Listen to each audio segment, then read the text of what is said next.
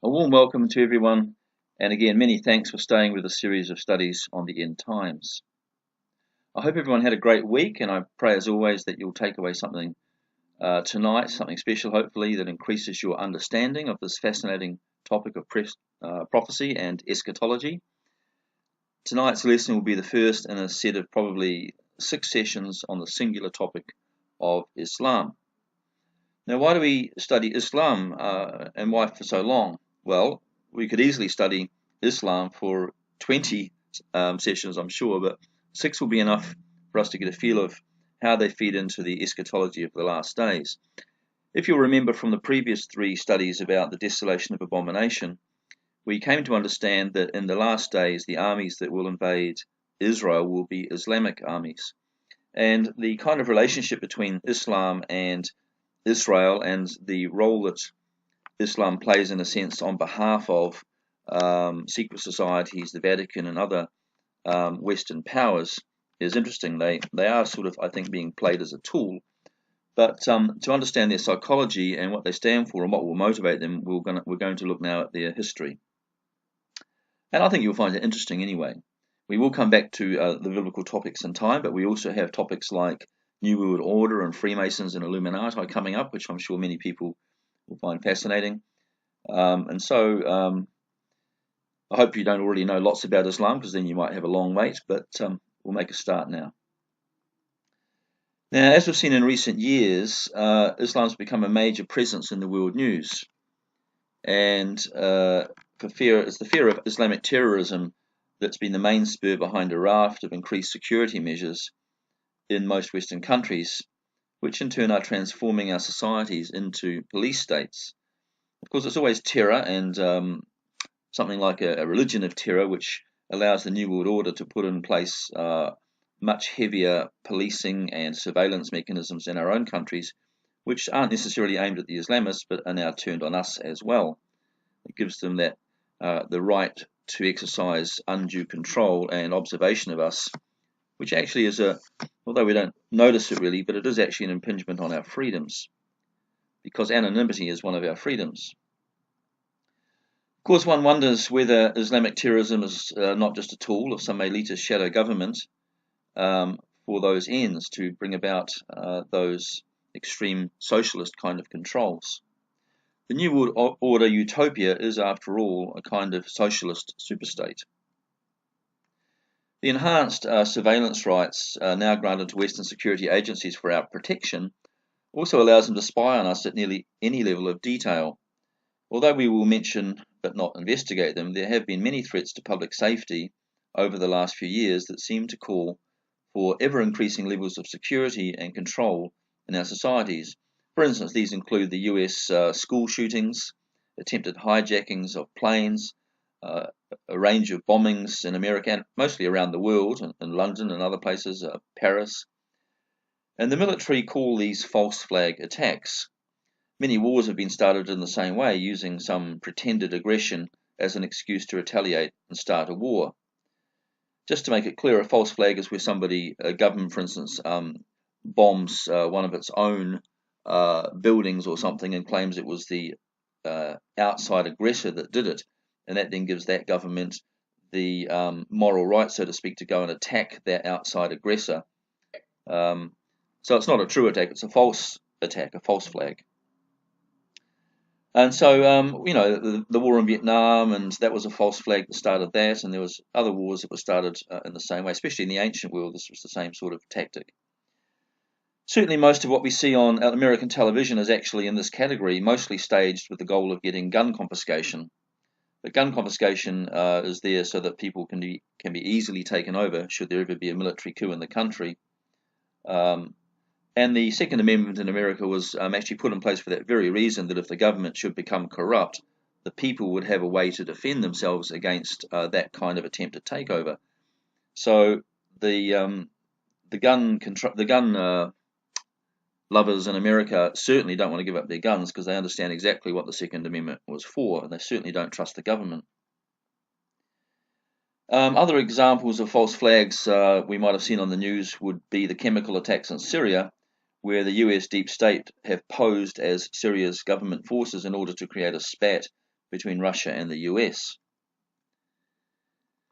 Now, in regards to the overreach of security in our lives, what I could perhaps mention, given that it's also a matter of public record, is that we in Australasia are nearly through a period mandated by law that required our governments, and I say required, to record every phone conversation and every internet session that occurred in both countries for a 2-year period, and that's extending to around about mid-2018.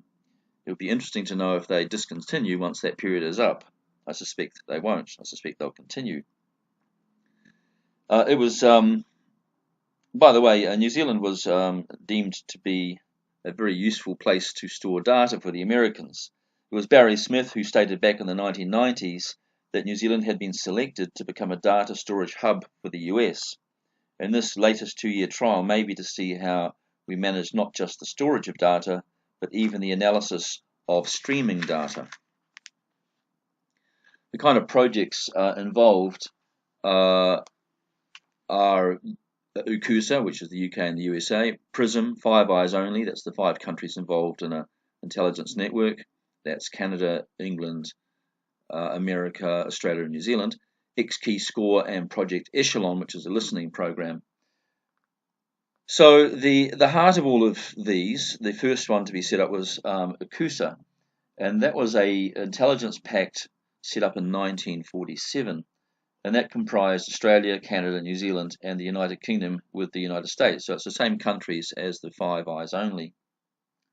And the other programs are associated programs which handle sort of subcategories of what this one started. These issues of gratuitous and unknown intrusion into the private lives of citizens in his own country so horrified the US National Security Agency worker Edward Snowden that he felt morally compelled to leave the intelligence service and become a whistleblower at the risk of his life or at least 35 years in prison. The Australian Julian Assange is another who is still paying the price in terms of a life of needing personal protection as he continues to collect and leak sensitive personal data about politicians and hidden governmental projects that he believes the public has a right to know about, but the government has been hiding. But the government cannot properly accuse them of stealing their personal information without pointing a significant finger back at themselves, and to that degree Assange has confounded them and gained the moral high ground.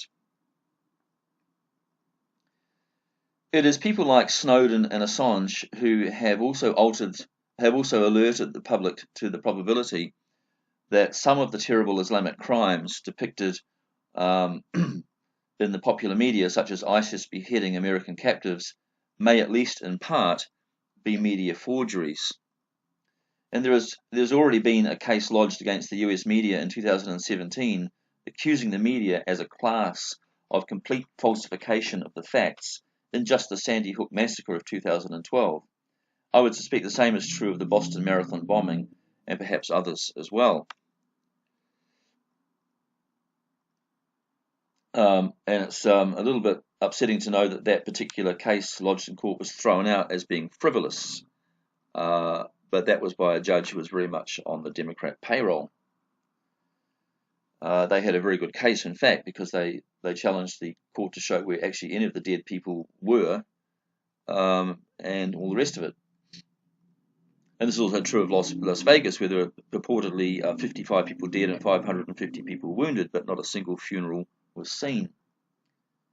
It was people like Snowden and Assange who alerted the public, as we said.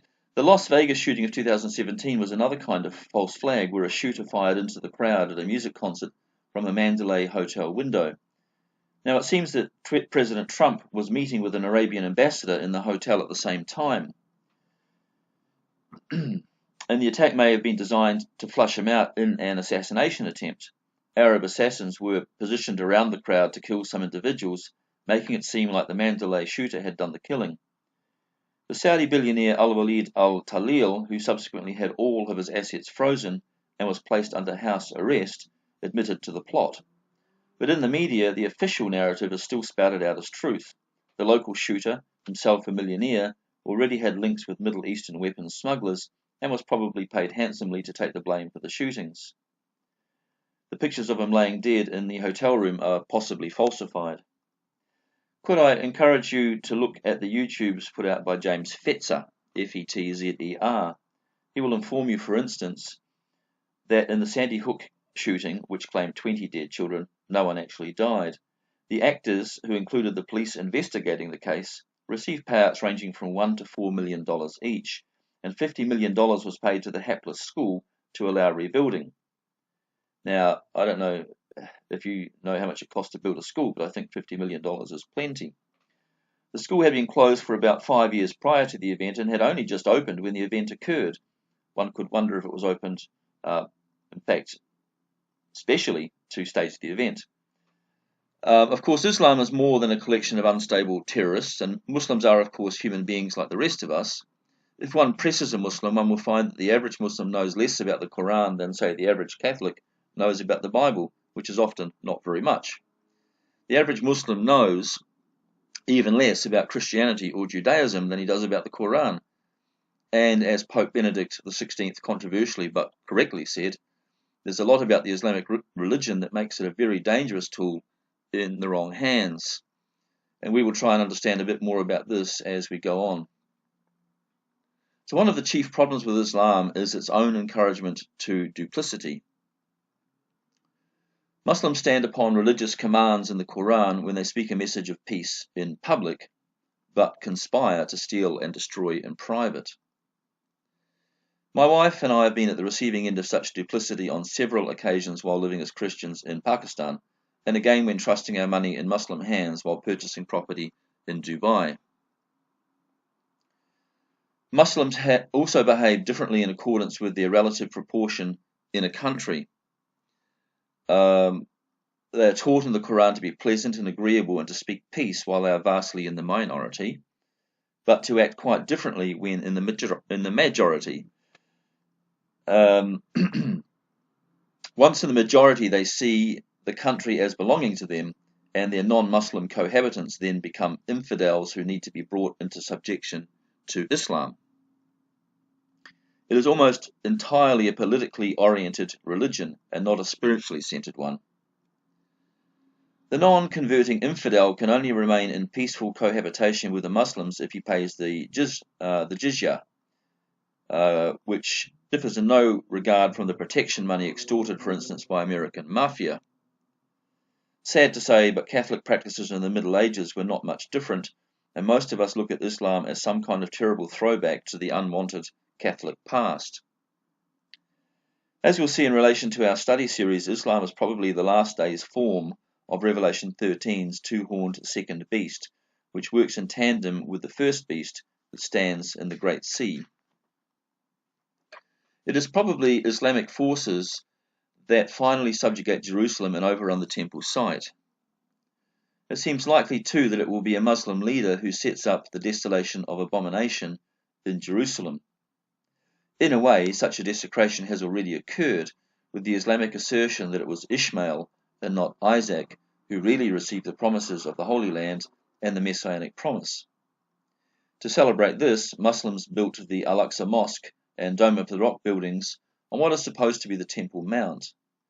Yet this event in the 690s AD lacked the full impact of a desecration because the Jerusalem temple was already in ruins and the Holy of Holies was long out of use when the Al-Aqsa Mosque was built. In the end-time scenario, two things will, however, be fundamentally different. In the first instance, Temple Mount will probably have been restored to the Jews, and certainly the temple at Jerusalem will largely have been rebuilt. And this will be on or near the Temple Mount. This is not to say, however, that the Al-Aqsa Mosque or Dome of the Rock will have to be flattened first. If the dome or mosque were destroyed, however, it would surely be enough to inflame militant Islamic sensibilities and would trigger enough hatred and uproar to stoke a war in which Jerusalem is taken back from the Jews by an invading Antichrist. And whatever Arab-Israeli war it was that saw the temple site fall back into the hands of the Jews in the first place, revenge for Arab losses in that conflict will no doubt also be in the minds of the conquerors. It will not therefore be difficult for secret societies uh, or controlling the Muslim invaders and allied governments to stir up a substantial persecution of Jews and support of Christians wherever they may be found, but especially in the Holy Land. But before we get to this again, we will take the time to investigate the early history of Islam, and in later studies we'll ask the question of who now actually truly controls Islam. We'll probe particularly into the complicated relationship developing between Islam, Catholicism, and modern secret societies. Hopefully, by the time we've finished, we will have a more complete understanding of the mystery Babylon that rides as an illustrious harlot on the back of the terrible apocalyptic beast in Revelation 17, and of its aspirations to take control of the world political system before the 21st century is out. So today, in the first of these sessions, we'll look at two things in particular. Firstly, we're going to look at the historical roots of the church in Arabia, and secondly, the general history of Mecca and the Kaaba. In the second session, which will take place next week, we will look at the Fatima cult and Catholic hopes to draw Islam into the Catholic fold using the fortuitous connection between the Virgin Mary, as Our Lady of Fatima, and Muhammad's love for his favourite daughter Fatima. This study will also introduce us to the soon-to-be-built Shrine of All Nations at Fatima, in which all religions will be invited to share their common appreciation of God with their Catholic hosts. In the third session, we will look at the history of Muhammad and his family and of their rise to prominence in Mecca. This study will discuss the adoption of Allah as the name of God, the relationship of Catholicism to early Islam, and the now commonly believed claim that the Vatican was, at least in part, responsible for the creation of Islam. Session 4 will look in more detail at the topics covered in sessions 2 and 3, while session 5 deals with some of the key concepts necessary to understanding the Quran as a book, and indeed its various internal contradictions. Session 6 will, for interest, set claims of Islamic and futurist Christian eschatology side by side for comparison, and will argue that while there is certainly some evidence that the Vatican may have sought to educate and support Muhammad in its monasteries, the purported teachings of Muhammad, at least as recorded in the Quran, seem to indicate a blanket rejection of the Catholic doctrine of the Trinity and of the self-declared universal temporal or secular power of the Pope, announced only shortly after the foundation of Islam. If anything, Muhammad may have been threatened with branding and censure as just another Arian heretic, and the militant religion that followed may have chosen a preemptive strike against the threat of Catholic suppression. Islam was, after all, founded among tribal Arabs who had only shortly before been regularly at war with each other and knew better than most how to take matters into their own hands. The fruit of Muhammad's rebellion against the Pope has now amounted to a religion with some 1 billion or more adherents, and only radical methods can stop Islam now from catching up with Catholicism in population terms within the next 2 centuries. So, armed with this introduction, we will turn to session 1, where we look at the historical presence of the Church in Arabia and the pre-existing centrality in Arabia of the Kaaba, and of course the pilgrim town of Mecca.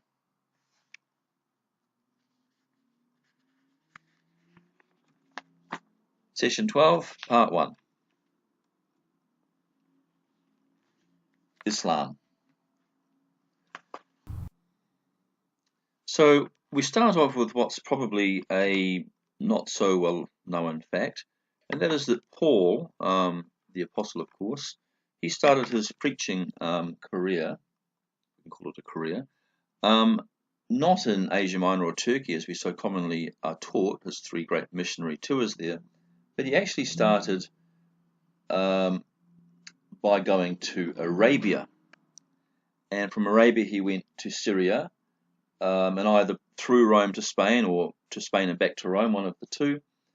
And he was preaching in modern Portugal and Spain and Rome before he ever went on his tours into Asia Minor. The gospel of Jesus Christ was preached to the Arabs, therefore, from the earliest of times.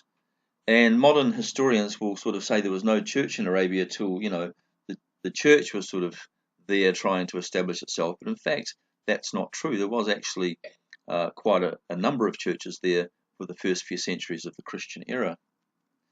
So we read in Galatians 1:17, "Neither went I, Paul, up to Jerusalem to them which were apostles before me, but I went into Arabia, and returned again unto Damascus," which is, of course, in Syria.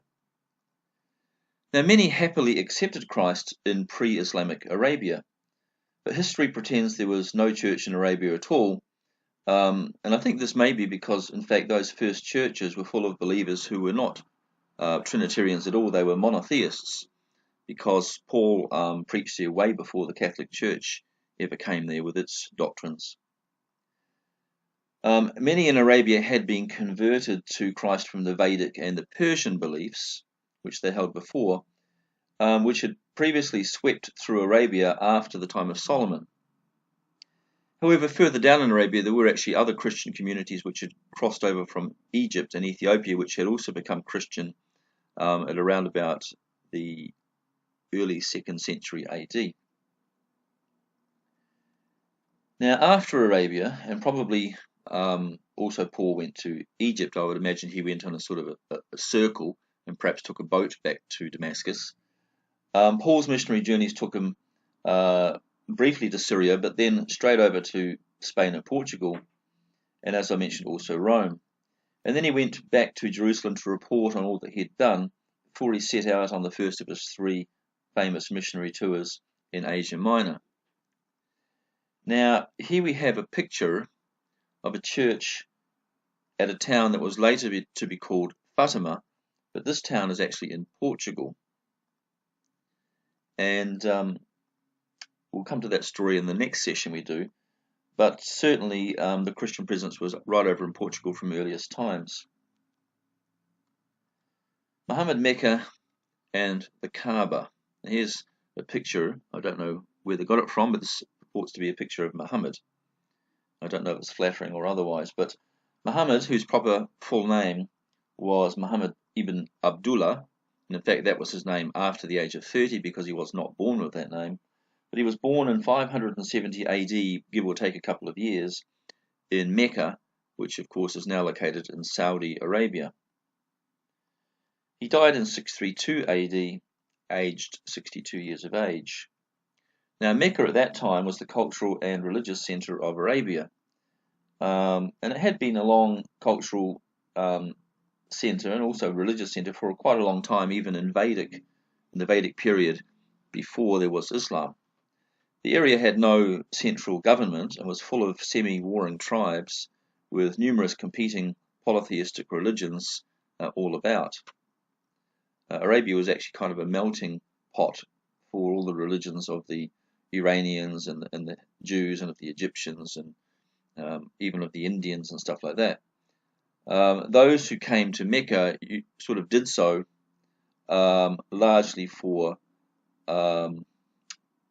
religious pilgrimage, really, because that was a big thing in the ancient world, as it has been through the Middle Ages and still is actually to the modern day if we're talking about places like Lourdes. And those who came to Mecca, they were following sort of an idea that pilgrimage was a meritorious deed that could take away one's sins because of all the effort involved in the name of God, and was important then to salvation. Consequently, a lot of people did it later in their lives, so that not too many sins could reamass after their pilgrimage. Now, making Hajj, or doing a religious pilgrimage to a holy city, was considered one of the highly meritorious actions, and one could even hope that if there was right fasting and prayer and all the other things, that one's sins could be entirely removed by doing this. So most Muslims today still have the goal of making at least one pilgrimage to Mecca in their lifetime in order to wash away all their sins. It's rather hopeful sort of a doctrine, quite different, of course, to Christian understanding, although having said that, many people thought a pilgrimage to Rome in the Middle Ages would have similar effects. It was like having an audience with the Pope. Having an audience with the Pope was also considered to take away one's sins. So anyway, this is one of the many similarities between Islam and Catholicism, and it's still the belief of modern Muslims that making that Hajj once in a lifetime can see one's sins forgiven. Making pilgrimage is all the more significant in a religion that has no certainty at all of salvation otherwise, and has no absolute forgiveness of sins except perhaps for the martyr. It's the only one that's guaranteed of going straight to paradise. For the rest, everybody else has to sit at the judgment seat of God and hope that it all goes well for them. It's also no wonder that many Muslims make this pilgrimage quite late in life, for reasons I've already mentioned.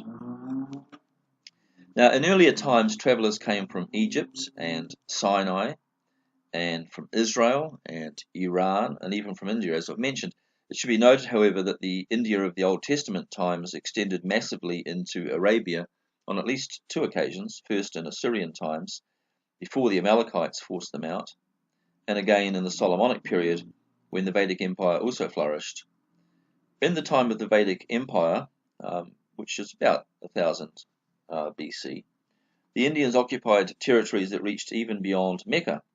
Most of the pilgrims, even in Muhammad's day, were of the Vedic faith. They weren't Arabian or Islamic at all. But Vedic faith involved worship of a few major gods, certainly a few major gods, but also a vast host of minor gods.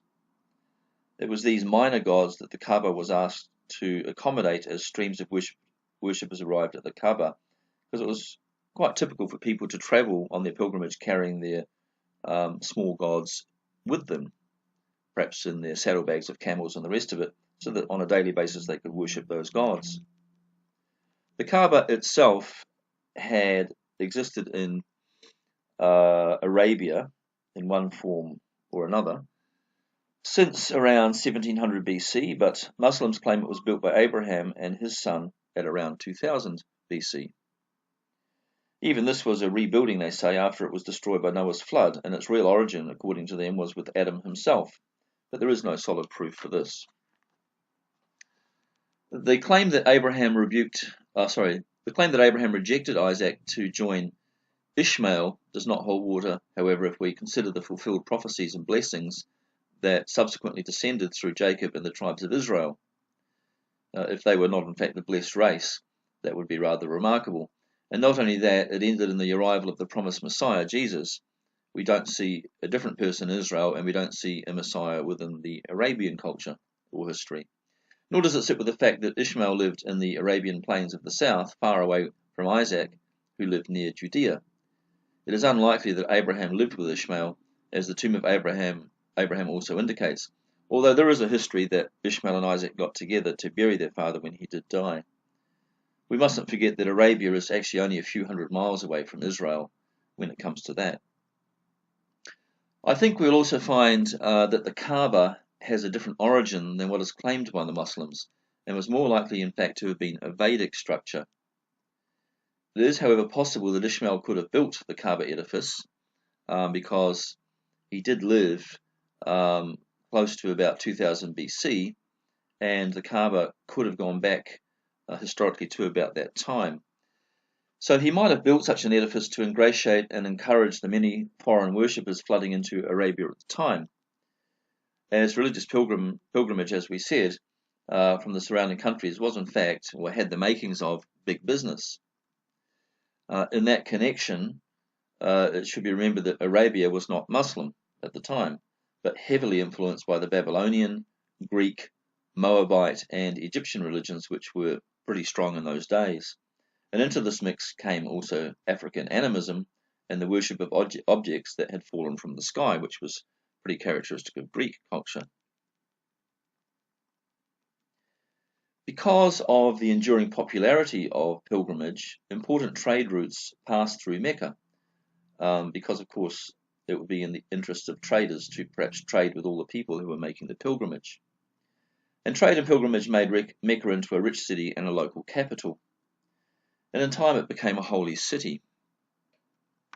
But it received these accolades long before the time of Muhammad, and Muhammad claimed the city ostensibly as a duty to restore it to its original purity, as if this had ever actually existed. The city and Kaaba were also considered holy for another reason, because since the time of Alexander the Great, Greek culture had also had strong influence in Arabia, and Greek was still a world language known in Arabia. certain Greek religious practices had come to Arabia, even if we don't find the large sort of statues that you find in Europe. But the cultural aspects of Arabia certainly were common in Arabia.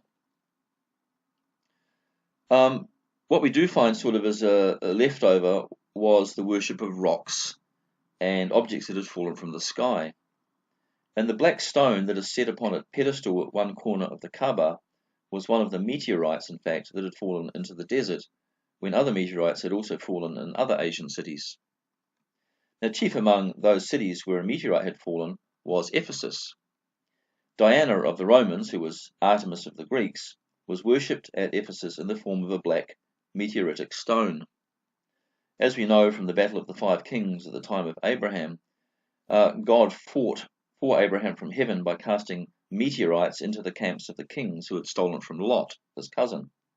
And perhaps it was from about this time, or the same time frame, that the early meteorite worshipping cults arose, which would place their origin from as early as 2000 BC. A story that is less well told, though, comes from the Enoch tradition. Enoch's account speaks of the imprisonment of the fallen angel Azazel somewhere in the Arabian desert, somewhere in the general vicinity of Mecca. It was to Azazel that Israel's scapegoat was sent each year to carry away the sins of Israel and more or less attribute them all to Azazel himself. And one wonders whether the site of the Kaaba could not possibly have been set up by someone like Moses back at around 1600 BC to identify the place of Azazel's entombment, and consequently also as a place to dispatch Israel's sins. This may also be the origin of the Muslim idea that pilgrimage to Mecca brings about the removal of sins. We have a modern twist in the Mecca story, and the following story seems at this stage to be true. Now, in 2014, a construction project in Mecca, run by none other than the bin Laden family, was digging in the arena that surrounds the Kaaba when it ran into a system of underground tunnels, not too far underground, only 10 or 15 feet, and a room containing a golden box. Now, as the tunnelers broke open the door of the room in which this ark was deposited, they were met with a lightning-like blast of some sort that immediately killed 11 of them in the tunnel, and a second arc then struck out, then went out through the shaft and struck one of the large cranes outside, one of the Bin Laden company's cranes, causing it to topple and kill a further 107 people. Now, a second attempt was made to extract this ark about a year later in 2015, when a huge bolt of plasma descended from the sky and struck the city nearby, where it killed up to 4,000 people. Some people say 2,000, some people say as many as 4,000. These deaths led to a tragic stampede among the pilgrims in the city who were moving toward the square where the Kaaba is, but were about 1 kilometer away, and that stampede claimed 717 lives, and this part was at least reported to the media, but its cause was not suggested. Although stampedes have occurred before, such a huge death toll was really unusual, and was given without mentioning the fact that there was about 4,000 other people also killed almost in the same short period of time. These deaths were probably caused both by the plasma bolt itself and then also by the panic of the worshippers who saw the bolt strike the crowd and maybe thought there was some kind of attack from heaven going on. Here we have a picture also of some of the dead bodies laying spread out along the streets after that event. Now, in 2017, on the request of the Russian Orthodox Patriarch Kirill, there's a picture of him, Vladimir Putin sent a naval research vessel called the Admiral Vladimirsky, which I think was close to the port of Jeddah at that time anyway, to extract the Ark and to transport it to the port in Jeddah, and then convey it to the Russian Antarctic base. This ship happened to be in port on the day of the second incident and soon afterwards left the port, and it wasn't just by itself, but it was in the company of several other warships and 2 dedicated military satellites. Patriarch Kirill, by the way, is the latest church leader or politician to reach the 33rd degree of Masonry, and this is probably of some concern. And this may also be why he was given special documents by the Pope in relation to the Ark, and was invited to go to Antarctica to accompany its transport. It is said that instructions on how to handle the Ark, which was allegedly deposited at Mecca by Muhammad, as the tradition goes, have long been held by the Russian Orthodox Church. And so they knew how to handle it and take it safely out of where it was. And this is why the Arabians called upon the Russian Orthodox Church and Putin to handle the matter. So many believe that the Russian Patriarch made the trip while there to observe the Ark. This is while they're in Antarctica. After having given instructions on how the Ark should be handled, others then took it onto the ship and took it to Antarctica.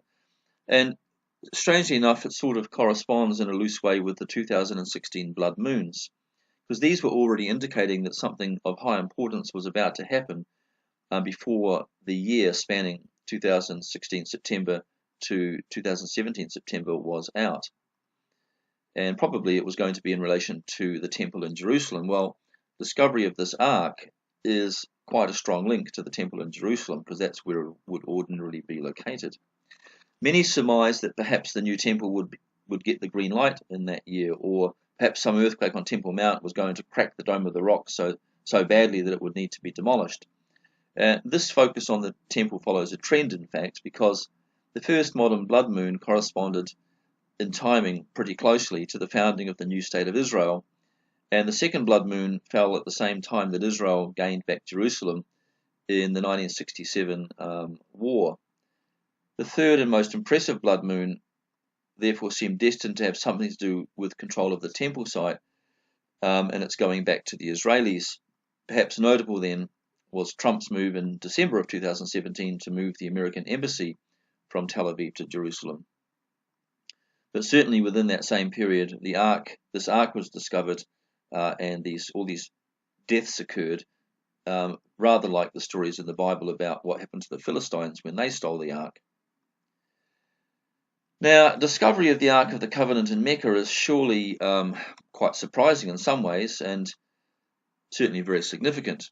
And people have never thought to look under the Kaaba square, because, of course, it's now Islamic, and people have not thought that anything Jewish could be hidden in an Islamic land. But, of course, it could well be that that Ark was deposited there before, even if it was by Muhammad, it was deposited there before Islam ever became a religion, and the Kaaba was not seen at that time as a distinctly Islamic emblem. Anyway, powerful Jewish traditions revolve around this event, not least that the appearance of this ark will mark the time in which the Messiah is about to appear, because this ark has been missing since about 5 or 6 or something 700 BC, depending on how you do chronologies, but certainly from the time of the Babylonian exile. Its appearance then, now sort of 2,700 years later, is a designation of that time in which the rabbinical Jews believe the temple is going to be rebuilt. It's kind of a harbinger of the bringing back of all those things that pertain to the temple. The bad thing about this story is that the ark appears to have fallen now into the hands of modern Philistines, if you like, or that's a loose name to describe the Russians and the Masons, which may at least be slightly better than falling into the hands of the modern Canaanites, who we might identify with the Illuminati. Remember that Israel had Canaanites and Philistines both in their land to contend with. They were not from the same origins. Philistines had come across the sea from somewhere like Rome or someplace like that, or from Cyprus, whereas the Canaanites had always lived there from the time of the flood of Noah. But both were sorts of enemies that were sort of in shared partnership against the Israelis, just like the Masons and Illuminati are kind of in shared partnership today against the Christianization of the world. Now, for those who are unclear about the biblical difference between the Canaanites and Philistines, the Philistines did live along the coast of Israel, and their last point of transit toward Israel was Cyprus, but they'd come from beyond Cyprus before that. the Canaanites were descendants of Ham, who had possessed the territories assigned by Noah to Shem. Now, there was a lot, lots were taken with Noah and his sons, and the area of Canaan was actually granted to Shem, but before Shem could ever take it, Canaan took it. So it was an illegal occupation by the Canaanites from day one, until God stepped in to reassign ownership under Joshua, and at a later time he commanded Israel to go and take the land as their possession, not because it wasn't their possession first, but because it was. So when they came to Israel to drive out the Canaanites, they were driving out those who had actually stolen their possession in the first place. Now, in terms of analogous modern enemies of the church, the Illuminati stand in that place, let's say, of the ancient Canaanites and the anti-Illuminist Masons, of which Putin is probably an example, and they hold a position something more like, say, the Philistines, if we want to draw analogies. Now, for those following alternative news recently, there's also been a lot of excitement about Antarctica, with the Pope, the Russian Orthodox Patriarch Kirill, and several other notable world leaders all heading there since late in 2016. In fact, John Kerry was in Antarctica on the very day of the election, which is really quite unusual. So there must be something quite interesting to see there, or maybe he thought it was downtime and he went there.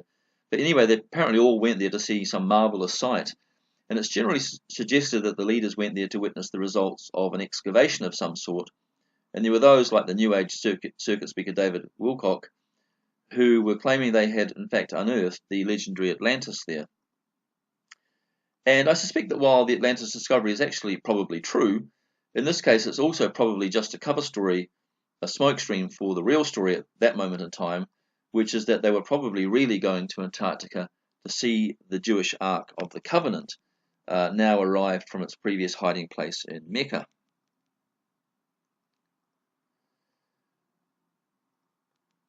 Now, it was probably deposited there when Israel was facing Babylonian conquest at around about 590 BC. The story of Muhammad getting the box during his supposed trip to heaven with Gabriel, thus at about 570 AD, well, it's probably just a tall tale told by the founders of Islam, but this tale does at least attempt to account for the fact that the story of the hidden box was known to the Arabs of Mecca already, and that there was perhaps a family in Mecca protecting that secret for a long time before Muhammad came along, and perhaps the secret was then passed on to Muhammad. So when excavations struck the room containing the box, it served as a sign to religious Jews at least, and to prophecy buffs like you and I, that the return of the Messiah is at hand, probably in that very same generation. Now, Mecca became a holy city. It was kind of a trade capital before that and a site of pilgrimage. So it was already famous for that. And the object of the pilgrimage in those days was the Kaaba. This was basically in the center of Mecca, and the black stone was affixed at one side of the Kaaba at a later time, but also became part of that pilgrimage. Many idolaters brought their own idols with them, as I've mentioned, as they visited the Kaaba to continue their daily worship as they traveled. And this may seem strange, but even in the story of Joseph in the Bible, we see this practice of carrying personal idols in the bags on camels as Bedouins quietly traveled across deserts. Now, a set of idols was later permanently placed inside the Kaaba to stop pilgrims from having to carry their idols all the way to Mecca on every trip, or to place them around the Kaaba when they arrived. And eventually there was about 360 idols kept inside the Kaaba, nearly one for every day of the year. Now, with the rise of Muhammad's Islam, these were all subsequently thrown out, and only the black meteoritic stone was retained externally, and situated at the eastern corner of the Kaaba. And this black stone is called a Hajar al-Aswad in Arabic. The Kaaba house, they call it a house itself, is cubic, identifying the temple and its meteorite with early Asian mother goddess worship, but also, as we've heard, I think, already about in our talk about Saturn, the black cube is a symbol of Saturn and the moon. So worship of Saturn and the moon was kind of mixed in together with meteorite worship at the Kaaba. So what is so special exactly about this black stone and about the cubic Kaaba in general? Well, the Kaaba stone was a black stone and in size about 30 centimeters in diameter. Its origins are unknown, but legend says it fell as a meteorite in the days of Abraham. And that's possible because, as we mentioned, Abraham did have this battle with the kings when meteorites flew down from heaven to defeat his enemies. It could have been in that same meteorite shower that this meteoric fragment was retained and used for worship. Now, one tradition says it was originally white, which I think is probably not a true tradition, and it turns black through absorbing the sins of those who kiss it. It's a nice story. Historians point out that worship of stones and meteorites was known in Arabia from well into pre-Christian times, as it was across all of the Near Eastern Asia, actually. And this probably traces back to the superstitions of the Greeks. Now, the Greeks believed that the gods were throwing these things down to be worshipped. I should add that the stone that was worshipped at Mecca was probably just a fragment of perhaps a larger meteorite that may have exploded as it descended over the Middle East, because meteorites sometimes do explode from the thermal stress as they come through the atmosphere. Now, if a larger stone had struck the desert near Mecca, we would probably have seen a large crater there somewhere, but we don't find that. It should also be pointed out that reverence of the black stone is probably a later addition to the pilgrimage and prayer that was already going on at the Kaaba since still earlier times. However, the stone would definitely have drawn many Greek worshippers to Mecca, because the Greeks were also in the habit of worshipping fallen meteorites. And they worshipped such meteorites on the mainland of Greece and also on Cyprus, along with those who came from the regions east of Arabia for redemptive pilgrimage. We're talking here about pilgrimage from places like Iran or Iraq, being, of course, Iraqis were the precursors of were the Babylonians, and the Iranians were, of course, the Persians. Now, the Kaaba is a perfect cube, equal in size in all three directions. What is the significance, though, of being a cube? Now, we look at some of the Platonic shapes at the right, Platonic solids. We see the cube is actually one of the symbols of the Earth, a six-sided object. And, of course, 6 is the number that designates all things human. It was also a symbol of the planetary god Saturn, which but we've mentioned that already, but it has many things to do with hexagons and cubes in relation to Saturn also. The Vedic culture was one of many, and by Vedic I mean an ancient Indian culture. It was one of many that practiced worship of planets from the earliest times, which the Canaanites also did with a couple of the planets, and then later again Israel, they also were brought into worship of some of the planets sporadically through the time of the kings. Now, the secret rites of the mystery religions include worship of Saturn as the god of the pre-flood culture. This is the same culture as rebelled against God before Noah had to escape it and God had to destroy the world. So it's interesting that the Kaaba actually makes a kind of symbolic connection to that great rebellion from the world before the great flood. And Saturn, therefore, is linked in the story to the fall of man and the rise of the post-Edenic civilization, which was a civilization which was in rebellion to heaven. And so Saturn works very well in English, maybe not so much in other languages, Satan and Saturn, but Saturn is basically a synonym of Satan, although the words Saturn and Satan, as I've mentioned, have different linguistic stems, so I don't think one just corrupted into the other. Respect for the Kaaba is really respect then for Saturn, and in its origin, this amounts really to respect for the fallen angels. And these are the ones who led the great rebellion against Jehovah and who transgressed against both man and God. And leader among these fallen angels was Azazel, who the Jews considered to be still in prison somewhere in the Arabian desert.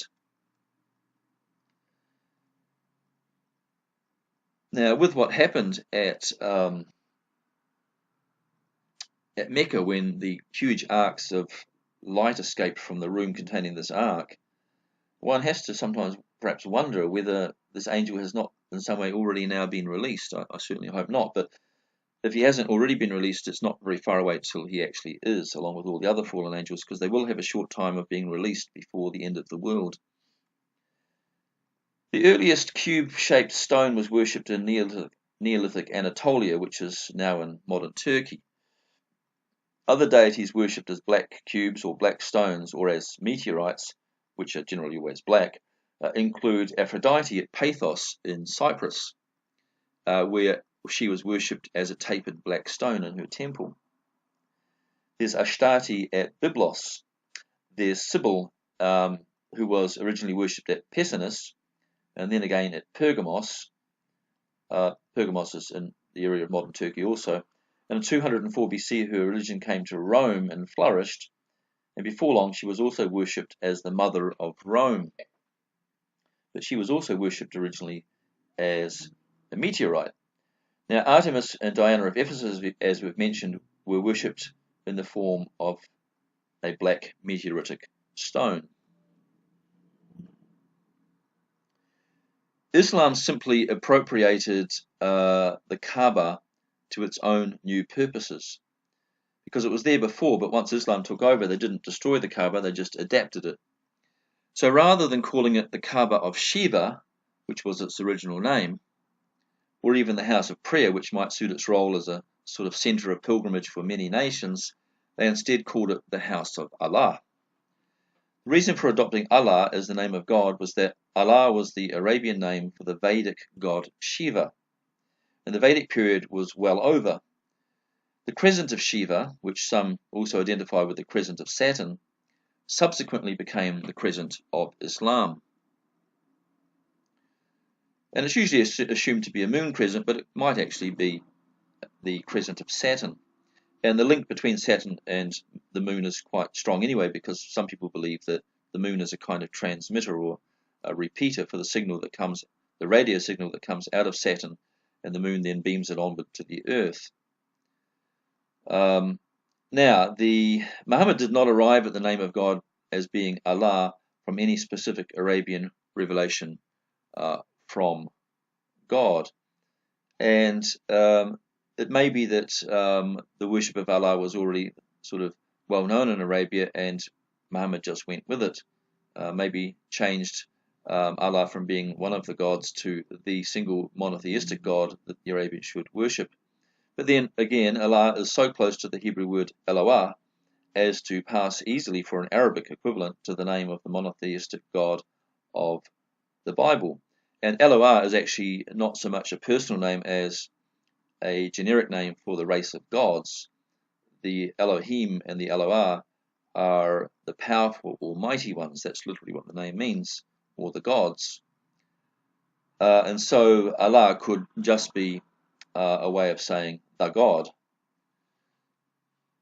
However, there's also a different way to look at the name Allah, and we'll look at that as we go through the study further. Now, Shiva was the highest god of the Vedas, but unlike the biblical god, Shiva seemed to have the ability to morph from a male deity into a female one, or vice versa. This at least seems very diplomatic, and it also characterizes, in fact, Allah, who was originally, I think, a female deity, but later became a male deity. Shiva is said to have incarnated several times within Vedic history. His next incarnation will be as the divine teacher Maitreya, who is actually, within Hindu beliefs, a Christ-like figure who in some ways has his counterpart in Islam, or in the later Islamic teaching about the hidden Imam. The Kaaba was later known as the House of Allah, as I've mentioned, and Allah was from then on recognized as the supreme Arab deity. Yet Allah was still being worshipped alongside other deities of the pilgrims, of those making pilgrimage at the time. Pilgrimage did not stop just immediately with the onset of Islam, but it took some time before that stopped. Now, originally Allah was strongly associated with the moon goddess, and the moon goddess had 3 daughters. They were all goddesses, and so the moon goddess was, of course, a female if she was a mother of 3 daughters, and she had daughters, so there were no males amongst them. And the crescent moon has continued as a symbol of Islam since then. So Allah, who was originally a daughter, must have been sort of hermaphroditic or something, because he is now male, and is now equated, as far as the Muslims are concerned, as being none other than their own name for the same God as Israel's single male God, Jehovah. Now, the Kaaba, we noticed, and perhaps in our picture earlier, that is covered in a huge black drapery, like a dress. Black, you'll also notice, if you think about it, is the color of the Shia Muslim sect. They're always going out dressed in black, and also of ISIS, this modern version of Islam, so-called, that goes around happily killing everybody who doesn't want to accept their caliphate. Now, if we go back and look for other deities that were dressed in black, we can go right back into the Vedic history, where we find that the goddess Durga, and she was usually carved in black stone, she was sometimes also depicted with a black face or a black body, or wearing black clothes, but she was usually carved in black stone, and the Kaaba stone is, of course, black. And I would suggest that the blackness, in a sense, is a connection between the old Vedic worship of gods like Durga, goddesses like Durga, and the ancient connections elsewhere to Saturn, in all of those religions, really of satanic gods. Well, right here we're going to have a little break and have a look at a video that looks at the Kaaba's dress and the artifacts there. It's going to take about 9 minutes.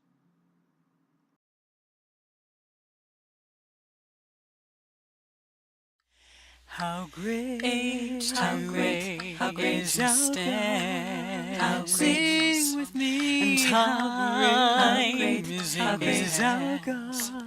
And all will see how great is our God.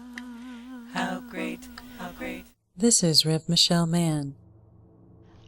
I want to warn you that as I began the study and research for this video to share this information with you, a terrible confusion swept over me. I recognized the author of the confusion immediately and rebuked Satan, rebuked the confusion in the name of Jesus. They were lifted. Satan doesn't want you to know this. So just be warned, the same type of confusion may befall you while you're trying to digest this information. If that happens, rebuke Satan in the name of Jesus, rebuke the confusion in the name of Jesus, and ask the Lord to give you a clear mind of understanding. A 4,000-year-old archaeological discovery identifies Allah by name with the story of Lucifer and the mother of harlots. In 4 ancient sites in Turkey, uncovered cuneiform tablets upon which was written the story of Allah some 4,000 years ago. That's 2000 BC. The tablets show the epic of Atrahasis, revealing that the ancient goddess known as Ishtar, the Hittite goddess of war, love, fertility, and sexuality, Ishtar was the queen of harlots, the mother of harlots, and the snake beast god known as Aslashtaron, which is another name for Allah, who is actually mentioned in the epic by name as Allah. These two, Ishtar and Allah, are identified as being one and the same, a transsexual entity exhibiting both male and female natures. Now I have to stop right here for a moment and remind America of its growing sexual identity perversions that are prevalent today. Transsexualism is born of Satan. And now we learn that the original transsexual demonic deity was none other than Allah. And you should be experiencing a huge aha moment right now. The Epic of Atrahasis is the Mesopotamian account of the Great Flood. It's a corruption of the biblical account in Genesis where Satan rebelled against Yahweh. The actual name Allah is found at the very beginning of the epic, where all of the gods are laboring in slavery for the head deity, Elil or Enlil, which, by the way, is translated literally Spirit of God. One rebellious deity named Allah revolts against Elil, the Spirit of God, but Enlil crushes the rebellion, defeating Allah, who was also called Tammuz in the Sumerian mythology. Allah, Alat, the feminine of Allah, and Tammuz, these are different names of the same deity. Allah, who in the epic is also referred to as Ishtaran, who according to archaeology is the beast, and the symbol of Ishtaran is a snake. From Genesis to Revelation, the snake and the beast are associated with Lucifer, the devil who caused the human rebellion on earth by transforming himself into a snake with 4 legs that deceived Eve. I will note at this point that for many years scientists thought and taught that the 4-legged snake was a myth. Yet again, signs in the earth, unearthed by archaeologists, fossils of snakes with 4 legs, proving again God's word is true and that a snake with 4 legs actually existed on the earth.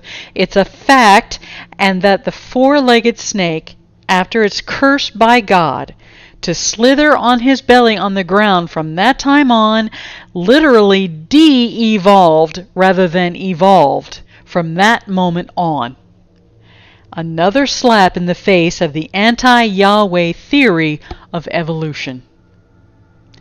Ishtar, the Arabian Alat, the female consort of Allah, and the very name of Allah as the same deity, are all found in these inscriptions, along with Allah's identity as a Venus goddess, symbolized by the crescent moon, that's why he's called the moon god, and the planet Venus.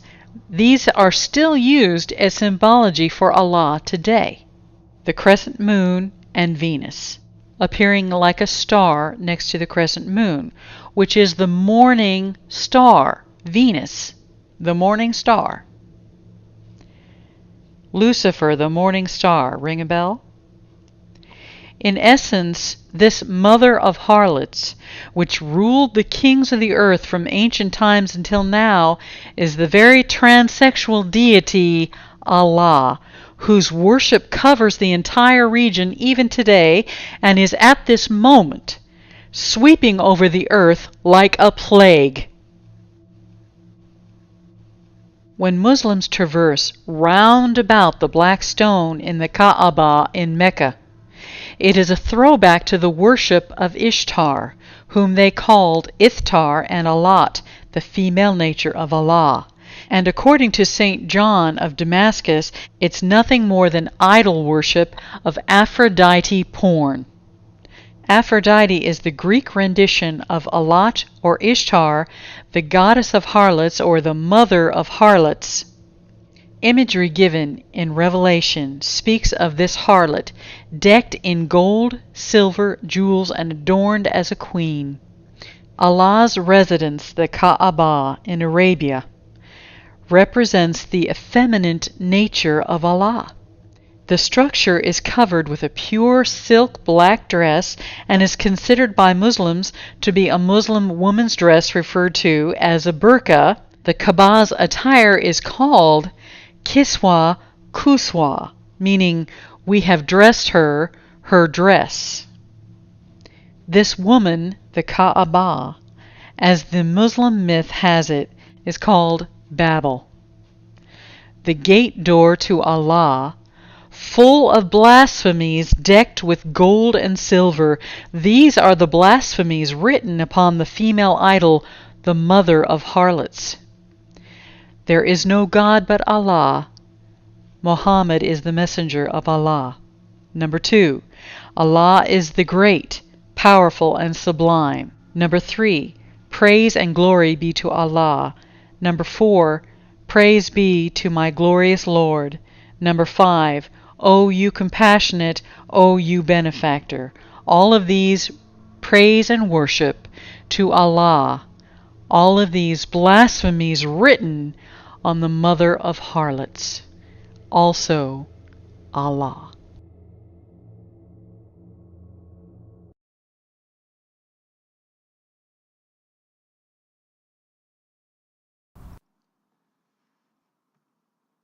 Now, the the Hindu kingdom of King Vikramaditya I once included Arabia and extended its rule beyond Mecca. And here's kind of a statue of him. And we're looking now at the Kaaba's Vedic origins, pre-Islamic. Now, King Vikrama's preachers had succeeded in spreading the Vedic Hindu sacred scriptures throughout pantheistic Arabia, and many Arabians once followed the Indian Vedic way of life. It seems likely then that the Kaaba in Mecca was originally the Tamil Nadu Kabaleshwaran temple of Lord Shiva.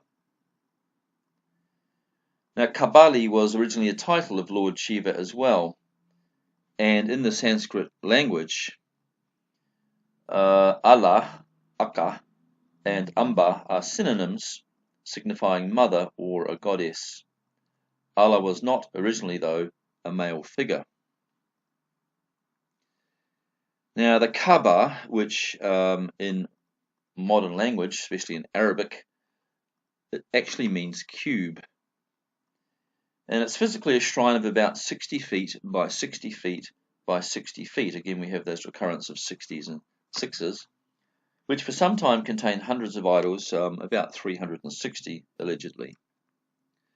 The Kaaba's dimensions are reminiscent in a way of those of Nebuchadnezzar's great statue, which was 60 cubits by 6. And the Kaaba is said by Muslims to have been built by Abraham and his son Ishmael. And I suppose there's a possibility this could have happened, but even though Abraham sent his Hagar and her son away, once he had grown up, he may well have come back and asked for his father's help, and it's not beyond possibility that Abraham might have helped him. But Muslims claim that it's on the same spot as the very first shrine ever built to God by Adam. But the truth is the Kaaba was probably originally built by Hindu kings who ruled in Arabia from around the time of Solomon, and therefore about 1000 BC, and its location was driven by trade and pilgrim routes. And there may be a link as well to where some of the fallen angels were originally imprisoned. There may have been some sort of altars there that marked those spots, which then also became the sites around which towns and later on Mecca was formed. The term Allah forms part of the Sanskrit of a old Vedic chant in Sanskrit, which invoked the goddess Durga, and that's where we first find the name Allah mentioned. And Allah was synonymous in such poems with Bhavani, who was also known as Parvati, Chandi, which was the moon, and Mahishasumardini, which means, to break it apart into words, the destroyer of Mahishasura. Now, Durga was a female god of destruction, similar to Shiva the destroyer. because one of Shiva's faces was Shiva the Destroyer, and Durga was that female equivalent. And this all appears to be a variation on the idea of a female deity who had ended the hopes for immortality of a race of gods which had transgressed against Brahma. And there are shades here of the battle of the Titans against the Olympians in the Greek tradition, and also both of them, in a sense, carry memories of the biblical story of the women and the fallen angels and of their expulsion from Jehovah's heaven, and of the race of half god, half men, the demigods who resulted from that illicit union, who were the ancient giants and were the first kings of mankind. Now, the pedestal called Makam Ibrahim at the center of the Kaaba is octagonal in shape, and it's significant perhaps that in Hinduism the pedestal of Brahma, the creator, was also octagonal in shape.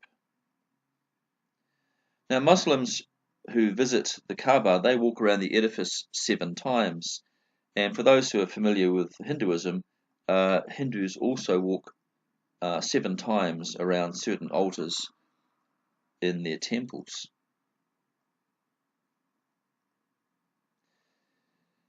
So it's quite possible that it's really the ancient Hindu Shankara, which is the Shiva stone, that Muslim pilgrims reverently touch and kiss when they come to the Kaaba. And Muslims are really going 7 times around the ancient Shiva Lingam at the Kaaba, just as Hindus once did as part of their worship of Durga. Jews also worshipped at the Kaaba, and while the Hebrew word Chag means both holiday or celebration or feast day in its modern usage, in its etymology it means to go around in circles. And perhaps that's a memory also of the religious celebrations enjoyed at the Kaaba or similar edifices or temples from early times.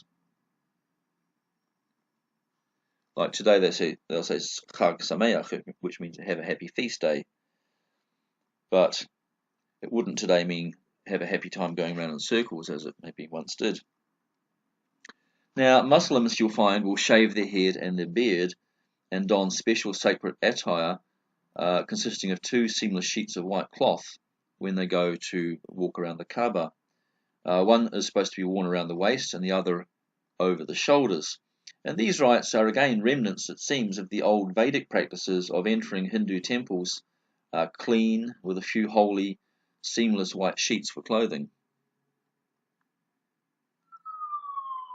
Among the many idols worshipped at the Kaaba were the planets, and these included the moon. These idols are still all worshipped by Hindus, although are now rejected in modern Islam as being idolatry or paganism. And here's a few more facts. The most sacred number in Islam, 786, is often imprinted on copies of the Quran. Muslim scholars do not know how this number became sacred, but perhaps the reason is this. 786 appears to be the mirror image of the holiest Sanskrit letter, Om. Now here we have in the images on the screen the ciphers for 7, 8, and 6 in Arabic. But if you see the letter Om below, which those 3 ciphers together make up the one letter Om, and they are the ciphers that are equivalent in the Arabic to the 7, the 8, and the 6.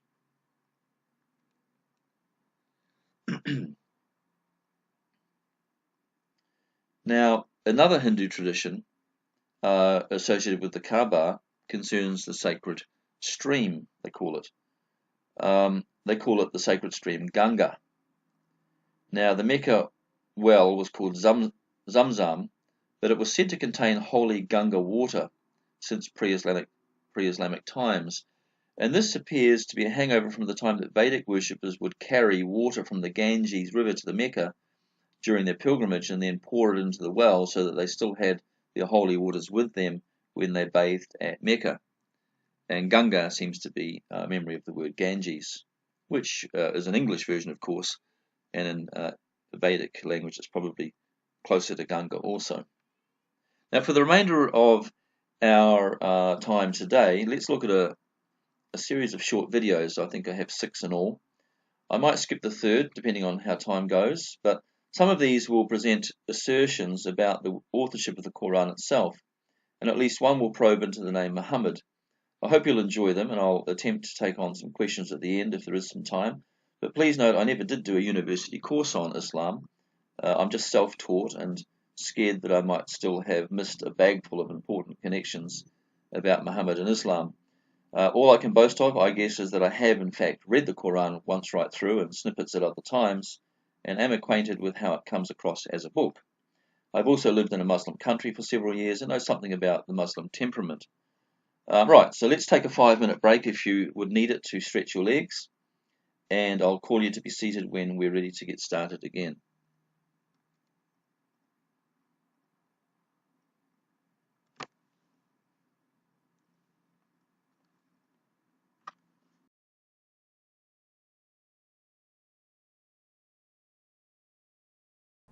Hey everyone, you have got to see this video.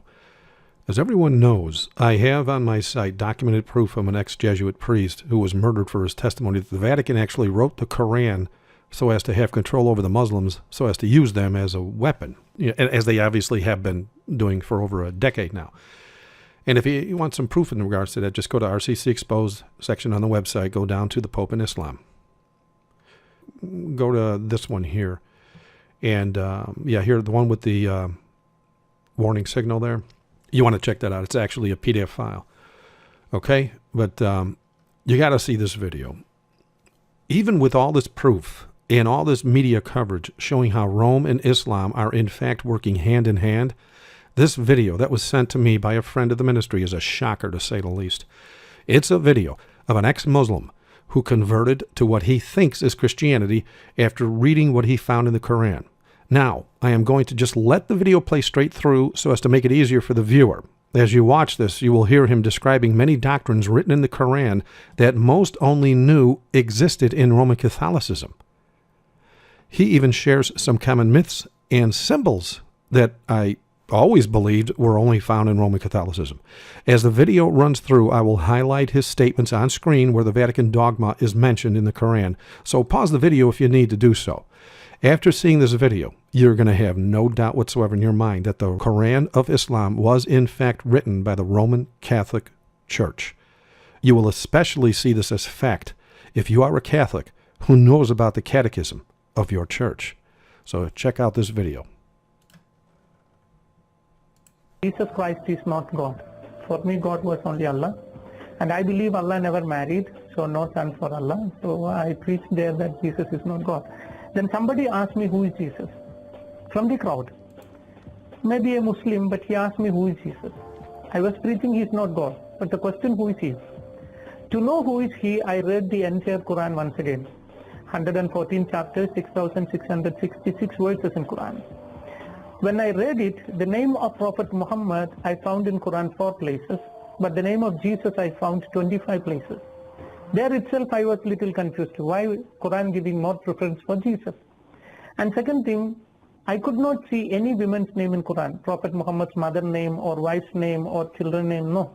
In the Quran there is only one woman name I found, Maryam, the mother of Jesus. No other woman name.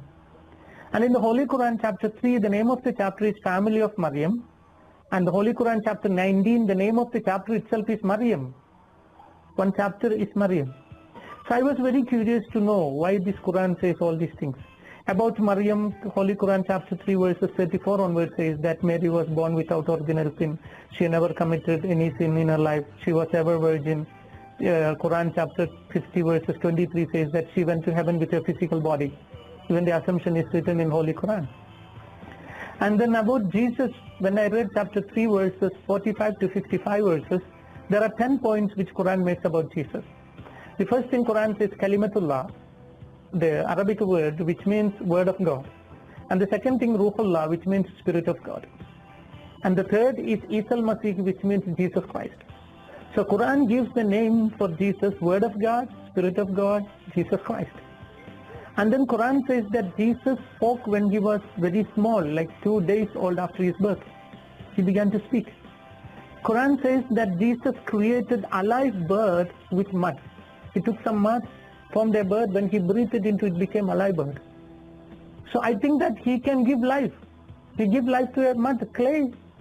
And then Quran says that Jesus cured a man born blind and a man with leukoderma, leprosy, etc. Continuously Quran says that Jesus gives life to dead people. Jesus went to heaven, he is still alive and he will come again. When I saw all these things in Quran, my thinking was what the Quran says about Muhammad. You know, according to Quran, Prophet Muhammad is not the word of God, not the spirit of God, never spoke when he was 2 days old, never created any bird with mud, never cured any sick people, never raised any dead people. He himself died. And according to Islam, he is not alive and he will not come back. So there is a lot of difference between these two prophets. I don't call Jesus as God, you know. My idea was he's a prophet, but he's a prophet greater than Muhammad. So one day I went to my teacher, the one who taught me 10 years in Arabic college, and I asked him, teacher, how did God created the universe? Then he said, God created the universe through the word. Through the word. Then my question, word is creator or creation? Must clear it. My question, whether the word of God is creator or creation. Quran says Jesus is word of God. If my teacher said the word of God is creator, which means Jesus is creator, then the Muslims must become Christian. There you have it. The only way that Roman Catholic doctrines are mentioned in the Quran is if the Quran was in fact written by Roman Catholic prelates to not only control the Muslims, but to make it easier for Rome to convince them to join with Rome in what most call Chrislam today. Hope and pray you were blessed. Please share this video with as many as possible. Thank you for watching. God bless.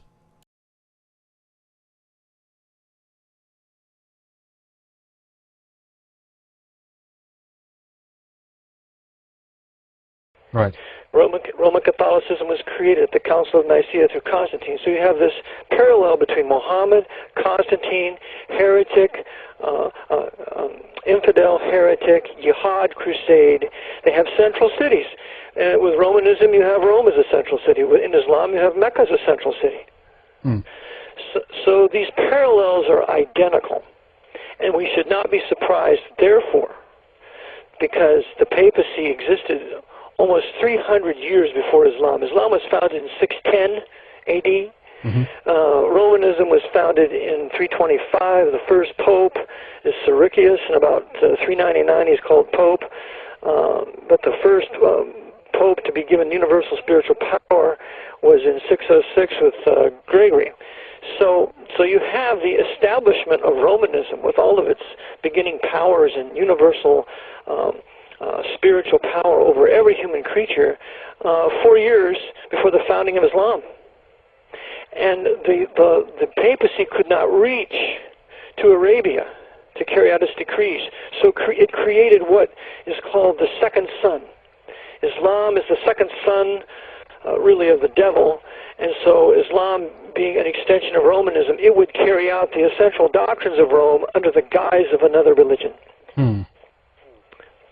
Interesting. And, you know, the question, of course, is, and you brought this up, why because, again, on the surface, for someone who is, you know, new to a subject like this, can't get it through, you know, why would the Vatican be instrumental in creating an enemy of the Christian faith? Because that goes, you know, obviously against logic. But what you were saying here, and to clarify that again, is that they're using this in order to create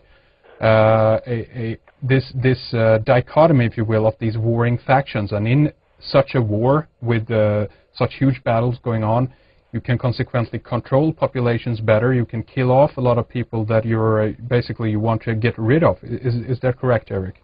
That's correct. And the other thing we want to remember is we always must just define true Bible-based Christianity as those people who believe that the Lord Jesus Christ, the Son of God, died for their sins according to the Scriptures, was buried and rose again and coming back. And the Bible is the final authority for faith and practice of a true Christian. Romanism, on the other hand, has never been Christian. It is not Christian. It will never be Christian. It is papal, mystery Babylon religion, as I show in this CD that's available that I mentioned. So Romanism is not Christian. Only true Bible-believing people who hold the Bible as their final authority of faith and practice, like the old Lutheran Church. that was so prevalent in Sweden, which gave the Swedish people victory during the 30 Years' War led by the great Gustavus Adolphus. That kind of Bible-based Christianity that Gustavus adhered to was what made a nation great. So we must always distinguish between pagan Romanism and Bible-based, true, primitive, first century and Reformation Christianity. Mm. You know, one other thing that comes up, as a consequence to this, the reason why I wanted to address the background potentially of this is that this has progressed and continued up into our time, so to speak. We have, of course, something called the Muslim Brotherhood, and there's many authors that have written about the connections between the Muslim Brotherhood, the Nazis, and even progressing up from that up to Al-Qaeda. Have you looked into these connections as well, Eric? Sure. To first talk about the Muslim Brotherhood, you must talk about the Masonic Grand Orient Lodge of Cairo and Istanbul. Those two lodges in the Near East are the most powerful Muslim lodges. Out of the Grand Lodge in Cairo comes the Muslim Brotherhood. And the Black Pope, the Jesuit general who controls the White Pope, Pope Benedict XVI, is the Black Pope through his army of Jesuits that controls all Freemasonry, be it Scottish Rite in the West or Grand Orient in the East, and therefore he controls all the leaders out of Grand Orient Freemasonry, which include the Islamic leaders. For example, Saddam Hussein was one. Another one was King Hussein of Jordan. Another one was Ataturk of Turkey. Another one is Muammar Gaddafi of Libya. All these Muslim leaders are high-level Grand Orient Freemasons, and thus they are controlled by the Vatican. So the Masonic connection to the Muslim Brotherhood can never be overlooked. Second of all, we know that after World War II, that many of your top Nazis were brought out of Europe by means of the Jesuits using their Vatican rat lines, also called the Odessa.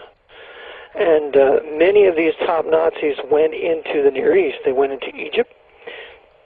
Dirlewanger, who was one of the heads of the Einstein groupies in the East, he went into Cairo. And then you have a couple who went into Damascus. But you have these high Nazi SS officers that have gone down into these Muslim nations and aided and abetted and been helpful in establishing the Muslim Brotherhood. We have the PLO.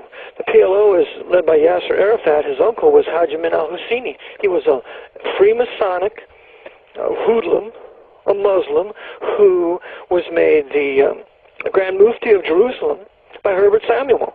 And Herbert Samuel was a Masonic Jew in England, in Britain, and because Britain had command of that land, breaking up the Ottoman Empire after World War I, they set up all their puppets in the new countries that they created. And one of their puppets for the Grand Mufti of Jerusalem was Haji Min al-Husseini. He was a Freemason. So the Jesuits in control of Britain and America for the entire duration of the 20th century set up all these Muslim leaders who were high-level Freemasons, secretly subordinate to the Pope. Now, Eric, explain to us again and clarify for us the connection there between Freemasonry and the Vatican, because again, on the surface, a lot of people looking at this, they recognize the most of the Freemasonic brands. It's more clinging to a Protestant faction than to a Catholic one. But explain that for us, and what is the connection there? Okay, remember that the Vatican always has an outward policy, but it is false. And then it has a secret policy, and that is the true policy. So the open policy of the papacy has, for the last 200 years at least, been anti-Masonic. That no Roman Catholic, at least till John Paul II made it okay for Roman Catholics to join the lodge, but that no Roman Catholic could join the Masonic lodge or else he would be excommunicated. Yeah. That was, are you with me there? Yeah. That's the open policy, or was the open policy of the Vatican till John Paul II. The real policy is that the Jesuits wrote the first 25 degrees of Scottish Rite Freemasonry in 1754 in the College of Clermont in France, Paris, France. I have that documented from a Masonic source, and it's in my book.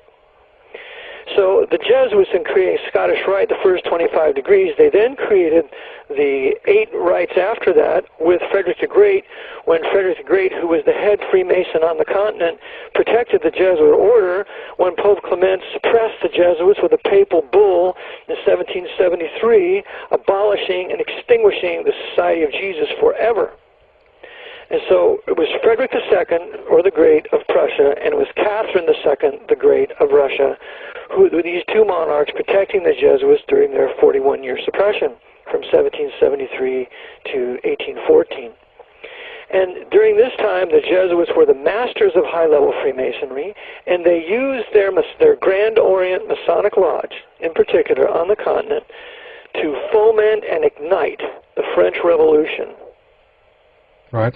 And in igniting the French Revolution with Robespierre, who was Jesuit trained, the Jesuits then eliminated thousands of their enemies, including many Dominican priests, and then they brought Napoleon Bonaparte to power from Corsica. Yeah. And the Jesuits had been suppressed by the Pope. They had been expelled from South America. So some 2,000 Jesuits had been sent back from South America, from Paraguay and the holdings of Portugal and Spain, because the Portuguese and the Spanish monarchs suppressed them out of their countries and out of all their holdings. So some 2,000 Jesuits were sent back to Rome, and they then populated the island of Corsica off the coast of France. Well, it's no coincidence that Napoleon would arise from Corsica. So Napoleon was the great avenger for the Jesuit order in punishing the Roman Catholic monarchs of Europe for suppressing the Jesuits, for punishing the Pope, for imprisoning Pius VII for 5 years until he would agree to restore the Jesuit order in 1814. And they also used Napoleon for the destruction of many Protestants in Germany, to destroy the Protestant Dutch Republic in 1806. The Jesuits accomplished many things with their great avenger, Napoleon Bonaparte, only to then ultimately betray him and poison him at St. Helena. But the connection to Freemasonry is this, that Napoleon Bonaparte was a French Grand Orient Lodge Freemason. And his advisor, the second consul on the consulate, was Abbé Sieyès, and Abbé Sieyès was a Jesuit. So all the entire war maneuvers of Napoleon Bonaparte were dictated by Abbé Sieyès. Sieyès was on the Directory, and then he was the second consul on the consulate, the first consul being Napoleon. So this connection of Masonry to the Jesuits is undeniable, and this is also a connection to the Pope's Masonic Jewish Labor Zionists running Israel today, that they too are totally controlled by the papacy, by the Black Pope, through his control of Freemasonry. Very interesting. Yeah, I'm thinking back of the perfect kind of mix or blend, if you will, between Catholicism and Protestantism. I'm thinking of, for instance, the Anglican Communion that they have in the UK. I mean, some of the first United Grand Lodges were actually, if you will, formed at the churchyard of St. Paul's Cathedral, and this was during the time that, and this continues to this day, of course. The British Church, or the Church of England, is what is known as the Anglican Communion. What's your take on that, and is that a merge between the two? Yes, the Jesuits have used Freemasonry to bring back all the Protestant sects. They've done it with the Presbyterians, with the Orange Lodge in Scotland. They've done it with the Dutch Reform, with lodges in Holland. They've done it in England with their Grandmother Lodge in London there. And you see Masonic power all throughout the old city of London. And just as an aside, we cannot forget that the Jesuits have controlled England since no later than King George III, that's 1760. That all the foreign policy of the English government has been pro-Rome, pro-papacy, anti-white Anglo-Saxon Protestant, anti-true British Protestant people since no later than 1760. The United States has been controlled by the papacy since no later than 1860, with the ultimate beginning of the war between the states in 1861. So all the domestic policy and all the foreign policy of the United States which I call in my book the Holy Roman 14th Amendment corporate fascist socialist communist American empire, created in 1868 on July 28th with the declaring of the 14th Amendment to have been passed. With the creation of this empire, the American empire has been nothing but the hammer of the Pope to subdue all nations to the temporal power of the Pope, with a series of other purposes. So the way that the papacy has brought this about is by using their high Freemasons to run America and their high Freemasons to run England, to ultimately bring all sects back to the papacy. What about this, expansion of the Anglo-American empire? A lot of other authors are looking into this fact that, with the wars, of course, we can take the most recent Iraq and Afghani war that is going on right now. But this is an attempt by the British and American empire, if you will, to try to dominate and control the world. Is that just a front, you think? That's a front. It's the same kind of front that Hitler was accused of. That Hitler wants to conquer the world. He's going to come to America and conquer the world. That Hitler wants to have a 1,000-year Reich. That's all a front. That's all a propaganda lie. That's the open but false policy of the Vatican. The true policy of Hitler was to purge as many Jews out of Europe as possible, was to be involved in the creation or the recreation of the Latin Kingdom of Jerusalem, which we call Israel. And I defend the Jews' right to their land, of course, but I do not defend the government that runs that country. Yeah. And also the purpose of Adolf Hitler was to kill as many heretic Orthodox people as possible. And on the other hand, on the flip side, then, because the Jesuits were controlling Stalin, and Hitler and FDR and Churchill all together, they were all working together.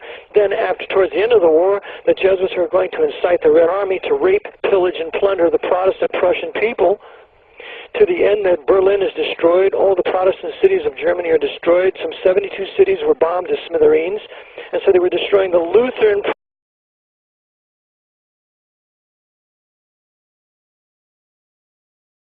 religion, or that did it come from God, or was it written by people long after the Prophet?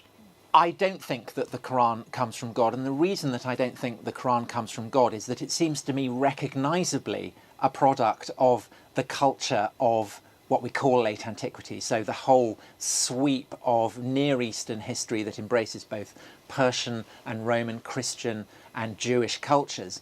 And the reason for that is very simple, that the Quran contains within itself all kinds of echoes of that culture.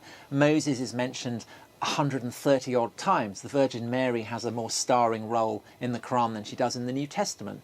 But you also have references to Alexander the Great. You have the Christian story of the seven sleepers of Ephesus, a sort of wonderful Christian folktale, also appears in the Quran. And yet the puzzle is, according to traditional Muslim narrative, Muhammad comes from a city, Mecca, that is pagan, that does not have large Jewish or Christian elements, that is buried within the desert, thousands of kilometres from the Roman frontier.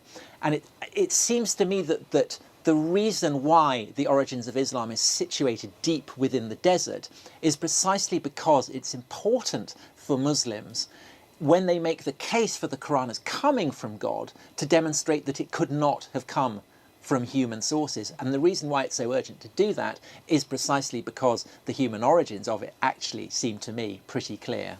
So essentially, Tom Holland, are you arguing that what we understand to be the source of Islam, the Quran, is not what it appears to be? Well, what does it appear to be? I mean, according to Muslim tradition, it comes from God, and that, of course, is the foundational belief on which everything else about Islam essentially is raised. And if you are a Muslim, then, of course, you take for granted that this text is indeed divine, of divine origin. But if you're not a Muslim, and particularly if you're a historian of antiquity, you have to look at the Quran as you would any ancient text, be it the Iliad, the Aeneid, or, of course, the Bible. And you have to say what is its origins in human terms. You have to explain it in human terms, because if you're not doing that, then you are effectively becoming a Muslim and you're dealing in theology rather than history. So I think that the story of Islam's origins as it is told by Muslims blanks out the clearly vital role that the history of the Persian and the Roman empires 6th and early 7th century played on the emergence of this religion. And your thesis is that people within that emerging triumphant Arab world knew that they needed a philosophy, a sort of binding philosophy for all these peoples they were defeated, and out of this came Islam? I think that makes it sound too sort of Machiavellian and calculating. I don't think they sat down and thought, oh, we must make up a religion to justify our rule. But this is a period where anything that happens is presumed to derive from the will of God. And the Arabs, just like everyone else, are looking to the heavens and saying, well, what is going on here? Partly because of the plague, the war, the suffering that has been going on, but also because ultimately the Arabs end up conquering this stupefying empire, and it is the most miraculous thing imaginable. And so inevitably they come to think that God has given them a special role. Now, I'm sure that Muhammad's revelations, which ultimately get collated, put together, and to constitute what we now know as the Quran, have a role to play in this. It seems to me clear that the Arabs, right from the beginning, regard these Quranic phrases as holy. They don't try and alter them. But the process by which this gets shaped into a religion is a vastly more protracted process than Muslim tradition would imply. And so where would you see all this scholarship around the origins of Islam heading? Well, I think that it is prompted in large part by the fact that there are a lot more Muslims living in the West, and so Islam to that degree is becoming a Western religion. And so therefore it is having the same focus of interest that Judaism and Christianity had earlier had in the 19th century.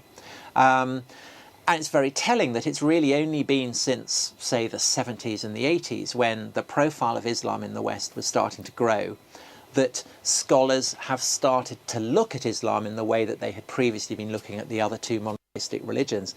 And so I think, ultimately, I suspect that a Western form of Islam will be a historicised Islam, just as Christianity in the West now is a historicised Christianity. It is one in which... What do you mean by that? It's one in which even believers recognise that the religion is a product of human cultural civilizational evolution as much as it is of divine revelation.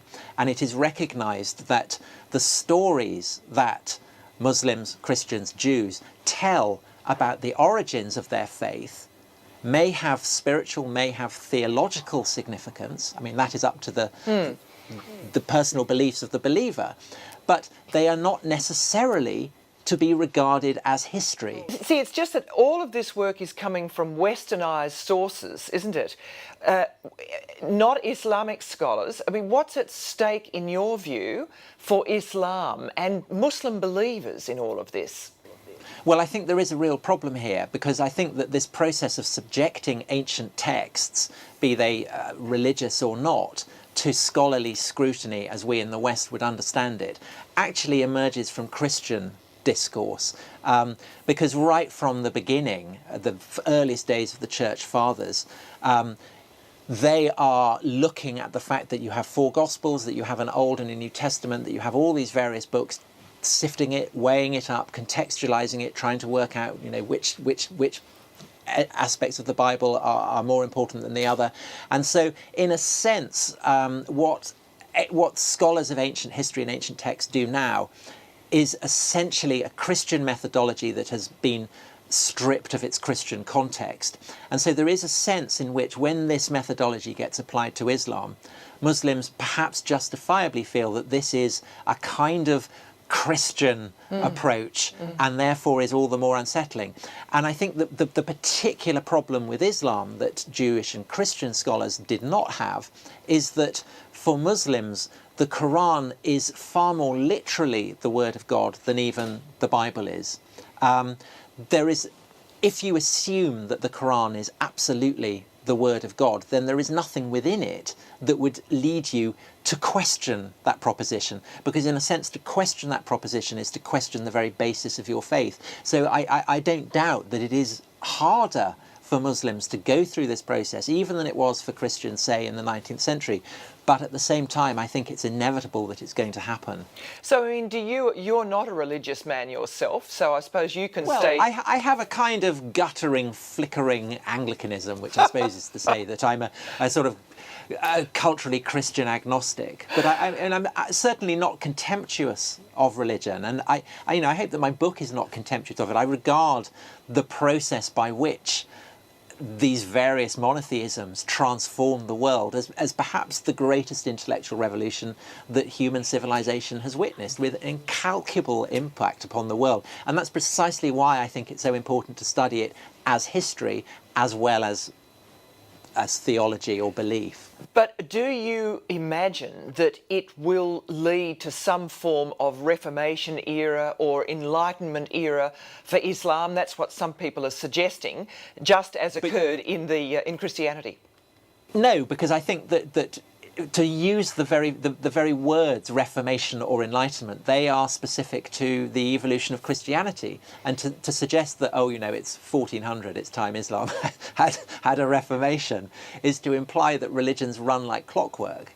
You just wind them up and then they follow the same course. Religions, Christianity and Islam are both recognisably born out of the same milieu, the same cultural melting pot of late antiquity, but since then, since the doctrines and the fundamentals of the faith have clarified, they have then moved along very different lines, which is why, to repeat what I said earlier, historical methodology evolved out of Christian discourse in a way that it hasn't within Muslim discourse, because the attitude of Christians towards the Bible and of Muslims to the Quran is fundamentally different. And so I absolutely do not think that you can work out what will happen to Islam with reference to Christianity. And is it safe for you to be doing this work, this sort of work? Is it another form, as some people have suggested, of the satanic verses? Why would Muslims be upset about this? It's clear that the foundation of my presumption is one of non-belief. I am not a Muslim, and so by definition I don't think that the Quran came from God, and I don't think that Muhammad was a prophet of God. And that being so, and as a historian of this period, I have to provide an explanation for what happened that makes sense in human terms. It would be ridiculous for me as a non-Muslim to say that it came from God. And naturally Muslims are perfectly content to recognise that.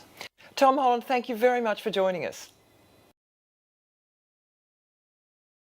If you live in the West and are concerned with Islam and the Islamization of your country, this video has a message for you.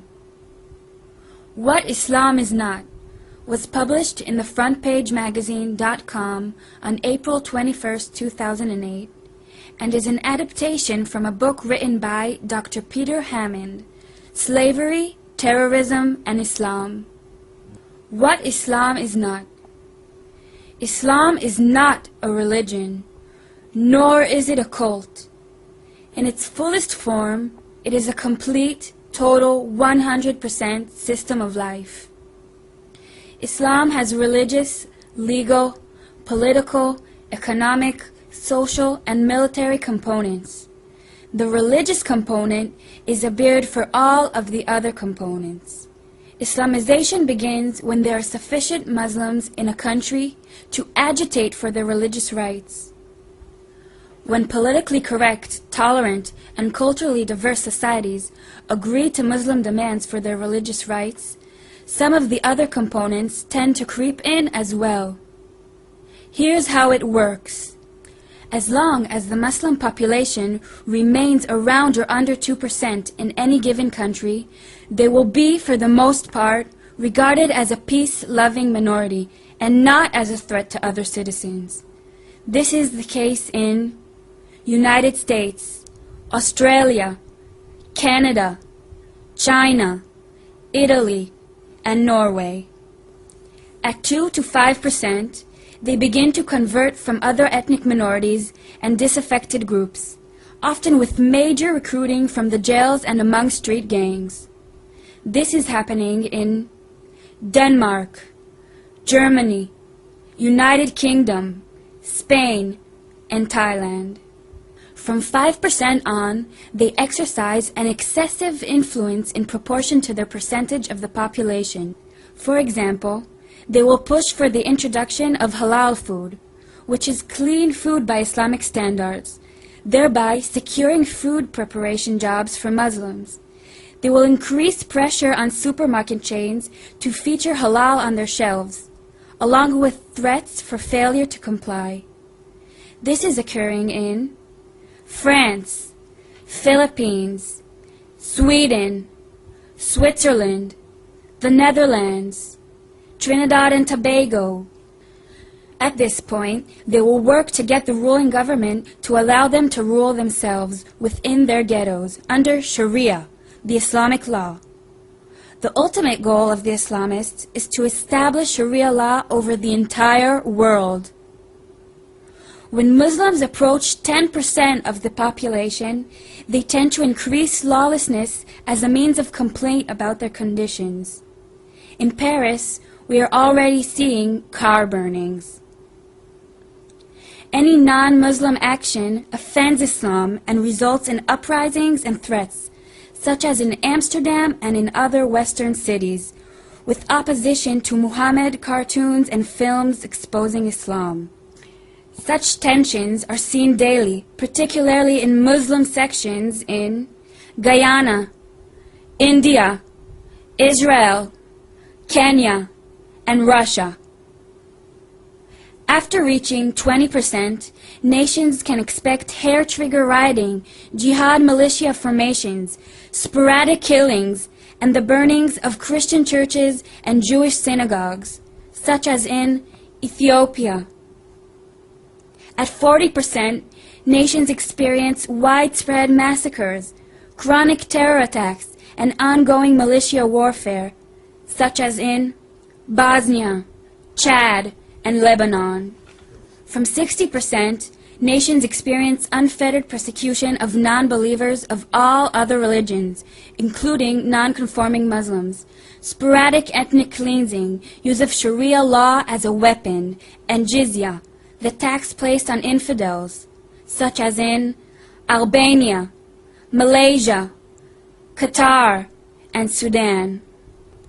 After 80%, expect daily intimidation and violent jihad, some state-run ethnic cleansing, and even some genocide, as these nations drive out the infidels and move toward 100% Muslim, such as has been experienced and in some ways is ongoing in Bangladesh, Egypt, Gaza, Indonesia, Iran, Iraq, Jordan, Morocco, Pakistan, Palestine, Syria, Tajikistan, Turkey, and United Arab Emirates. 100% will usher in peace of Dar el-Salam, the Islamic House of Peace. Here, there's supposed to be peace because everybody is a Muslim.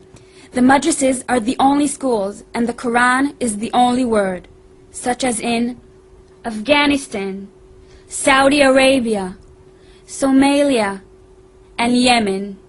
Unfortunately, peace is never achieved, as in these 100% states. The most radical Muslims intimidate and spew hatred and satisfy their bloodlust by killing less radical Muslims for a variety of reasons.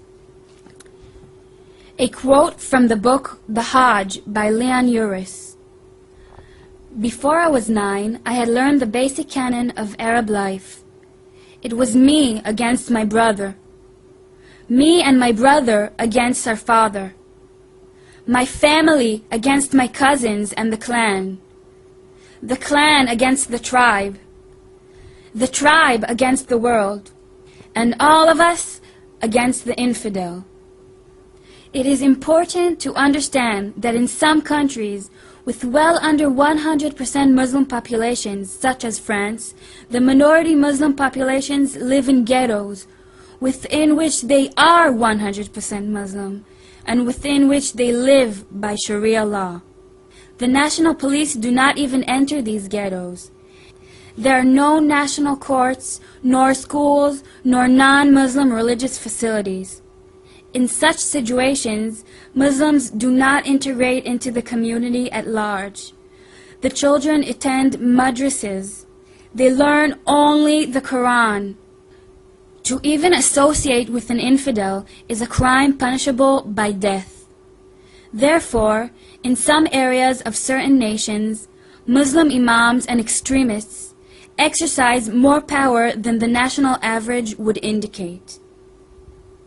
Today's 1.5 billion Muslims make up 22% of the world's population, but their birth rates dwarf the birth rates of Christians, Hindus, Buddhists, and Jews, and all other believers. Muslims will exceed 50% of the world's population by the end of this century.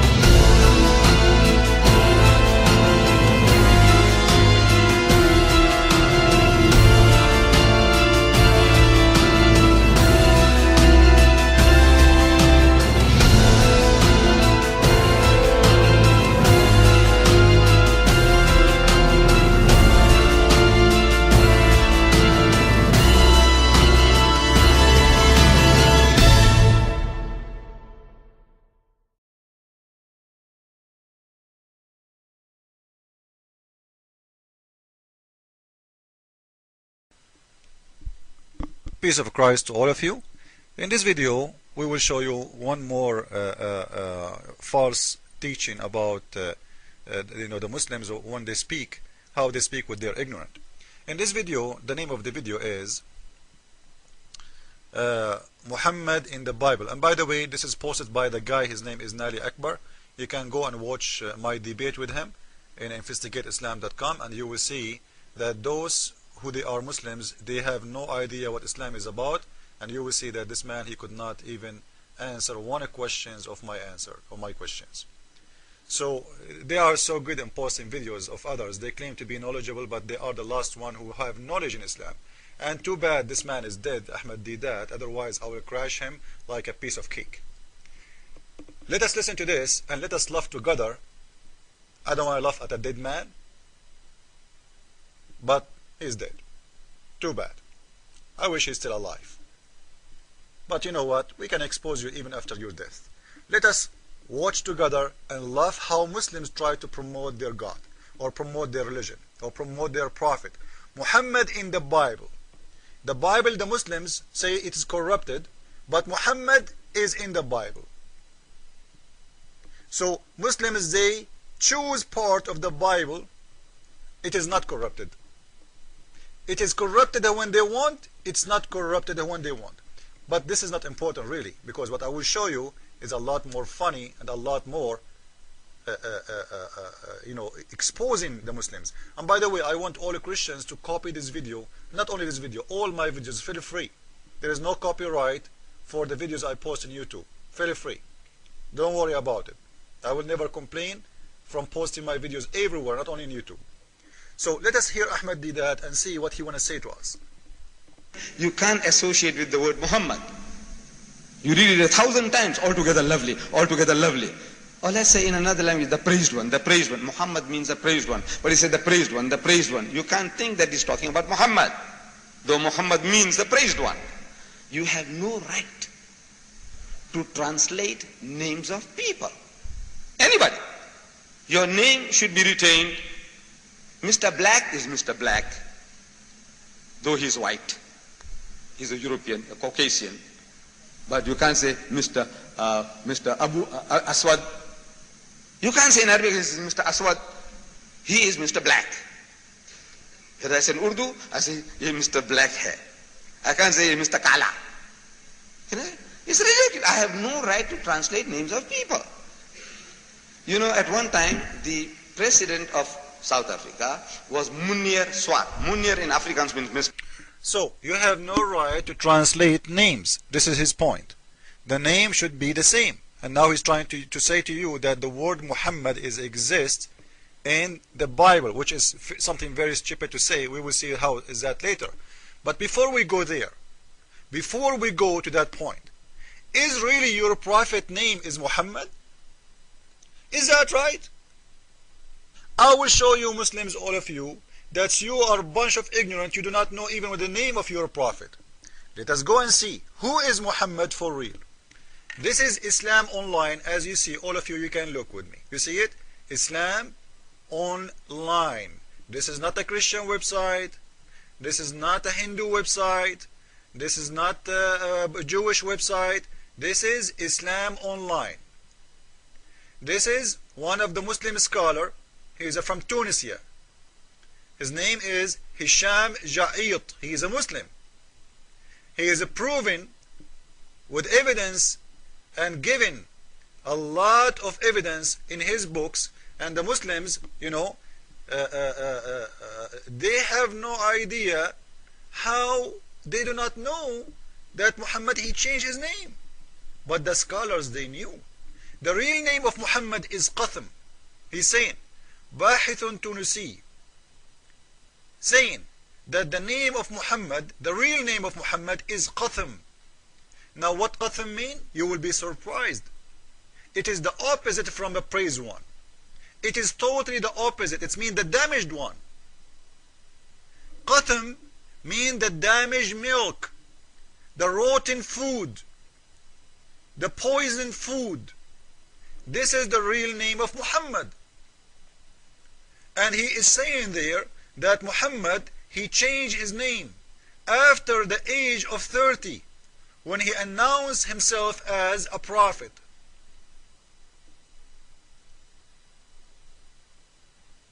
So his name is Qasim, which means the damaged one, which means filthy. his life until he became 30. And after that, he changed his name. And he made it Praise One. You see how he is changing things? From damaged one to praised one. You know, some people, they will say, you know, I think you are not translating correctly. I will take this page as it is from Islam Online and I will post it in Google so everybody can read with me.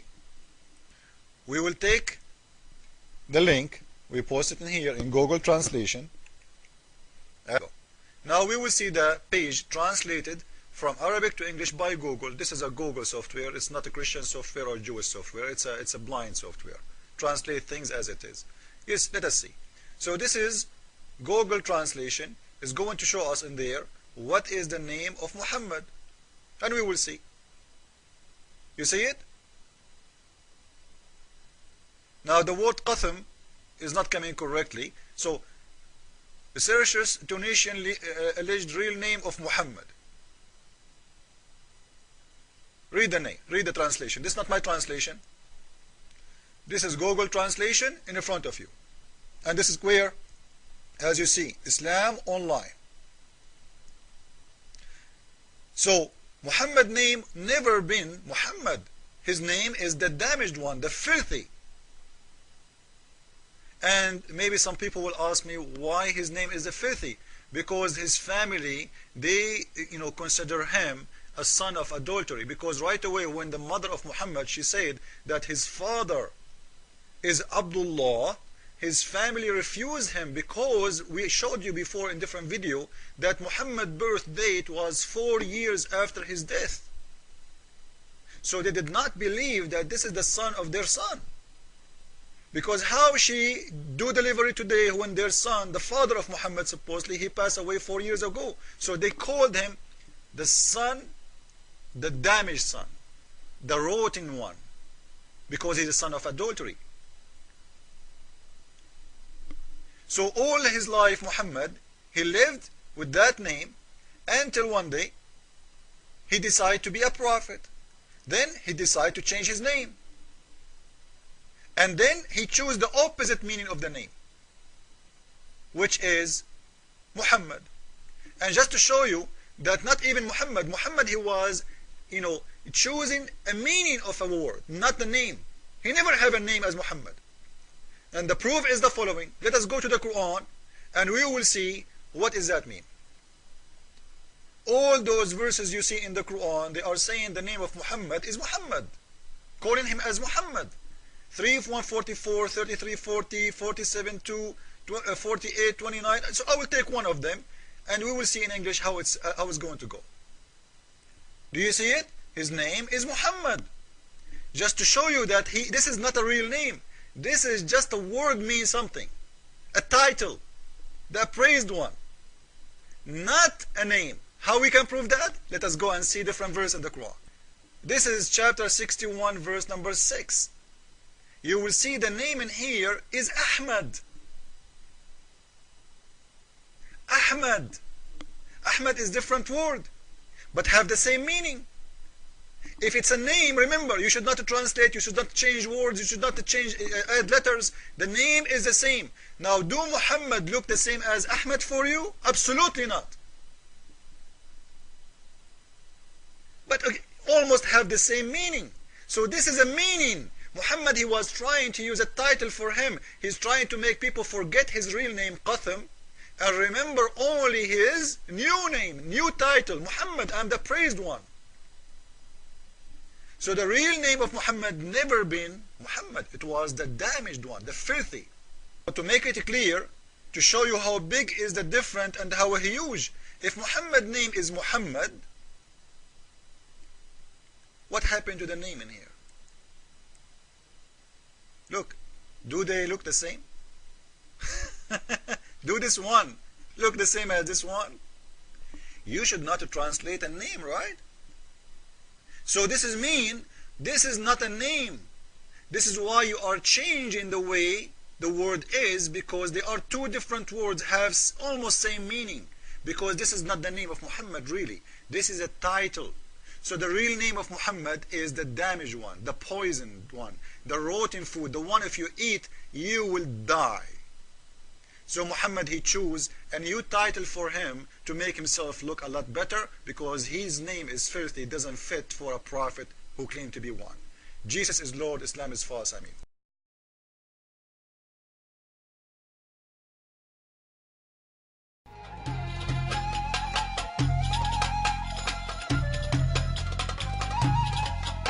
According to a study by one of the top genealogical publishers of the world that has provided authoritative genealogical records of historical families for more than 190 years, Queen Elizabeth is a descendant of Islam's Prophet Muhammad, specifically his 43rd great-granddaughter.